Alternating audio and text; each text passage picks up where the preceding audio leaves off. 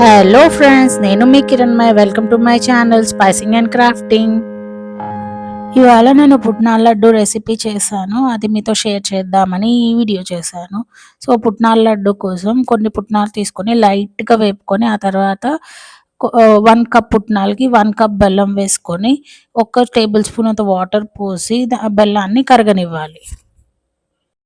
Jaggery కరుగుతూ ఉన్న process అవుతూ ఉండగా మనం ఒక ప్లేట్ తీసుకొని దాంట్లో ఘీ వేసుకొని ప్లేట్ అంతా నీట్‌గా అప్లై చేయండి.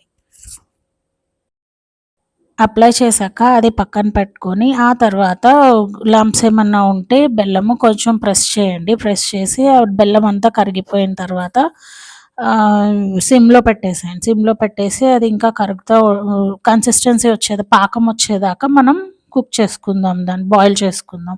సో అది బాయిల్ అవుతూ ఉండగా కన్సిస్టెన్సీ రావడానికి ఒక్కసారి మనం చెక్ చేసుకుందాం మధ్యలో ఒకసారి. ఈలోపు కొంచెం ఇలాచి పొడి అండ్ ఒక స్పూన్ ఘీ వేసి కలిపేసేయండి.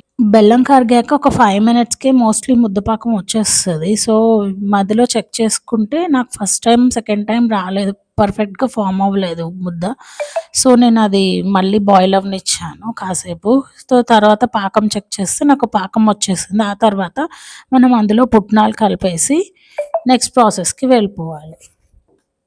బెల్లం కన్సిస్టెన్సీ వచ్చేలోపు ఈలోపు మన రిడిల్ టైమ్. సో రిడిల్‌లో ఇవాళ ఎండ తగిలితే గంపెడవుతుంది, నీరు తగిలితే పిడికెడవుతుంది ఏంటది?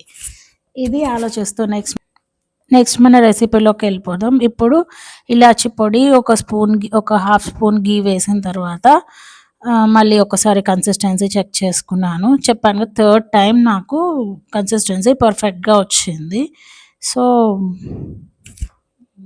మనకి పాకం ఫార్మ్ అవుతుంది ఇప్పుడు స్టార్ట్ అవుతుంది ఫార్మ్ అవ్వడం అనడానికి ఒకటే గుర్తు ఏంటంటే, ఇట్లా బుడగలుగా వస్తది దాంట్లో. సో అది ఒకటి చూసుకొని మనం కన్సిస్టెన్సీ చెక్ చేసుకోవడం స్టార్ట్ చేస్తే సరిపోతుంది.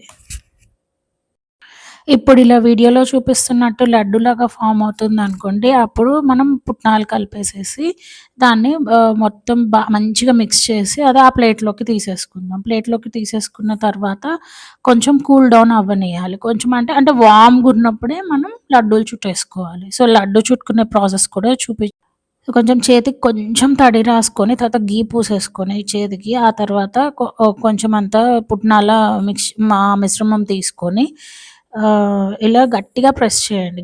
కొంచెం మంచిగా ఇలా ఒత్తి ప్రెస్ చేస్తే మనకి లడ్డూ ఫార్మ్ అయిపోతుంది. అలా అన్ని లడ్డూలు చేసేసుకొని పక్కన పెట్టేసుకోండి. అంతే, మన పుట్నాల లడ్డు రెడీ అయిపోతుంది. So thank you for watching. Please do like, share, comment, underline and subscribe. Okay, thank you so much. Happy cooking.